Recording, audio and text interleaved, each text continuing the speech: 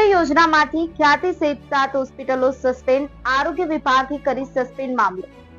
રાજ્ય સરકારે પીએમજય યોજનામાંથી ખ્યાતિ હોસ્પિટલ સહિત 7 હોસ્પિટલોને સસ્પેન્ડ કરી, ત્યારે પીએમજય યોજના અંતર્ગત ગીર સોમનાથના ઉના તાલુકા શહેરની નામાંકિત શ્રી જીવનજ્યોત આરોગ્ય સેવા સંઘ ટ્રસ્ટ સંચાલિત મહેતા હોસ્પિટલને પણ કરવામાં આવી છે સસ્પેન્ડ। ઉના તાલુકાની એકમાત્ર ટ્રસ્ટ સંચાલિત સૌથી મોટી સુવિધા ધરાવતી એકમાત્ર હોસ્પિટલ કે જે મહેતા હોસ્પિટલથી ઓળખાય છે।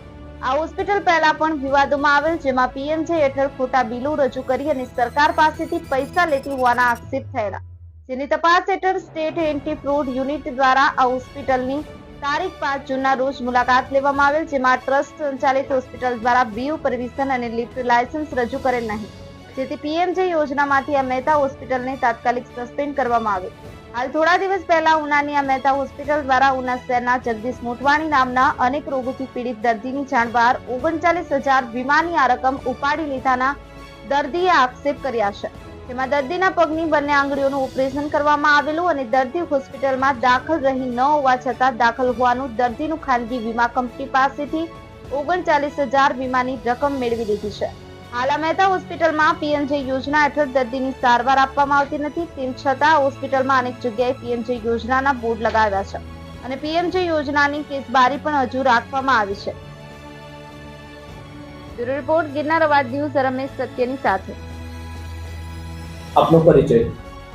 હું ડોક્ટર મયુર ડોડિયા, જીવનજ્યોત આરોગ્ય સેવા સંઘ ટ્રસ્ટ સંચાલિત હોસ્પિટલમાં સેન્ટર હેડની ભૂમિકા ભજવું છું। વાત કરવામાં આવે તો જે પીએમજેવાય યોજના હતી એ અહીંયા પહેલા કાર્યરત હતી અને કોઈ કારણસર એ યોજનાને લઈને આ હોસ્પિટલને સસ્પેન્ડ કરવામાં આવી હતી। શું છે સમગ્ર મામલે?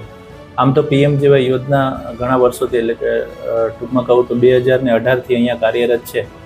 છેલ્લા જુલાઈ 2024ની અંદર જે ઇન્સ્પેક્શન કરવામાં આવ્યું તે દરમિયાન જે એમ્પેનલમેન્ટની ગાઈડલાઇન હોય એ ગાઈડલાઇન મુજબના અમુક સર્ટિફિકેટોની અપૂર્તતા હોવાના કારણે આ યોજના અત્યારે આપણી હોસ્પિટલમાં સસ્પેન્ડ છે।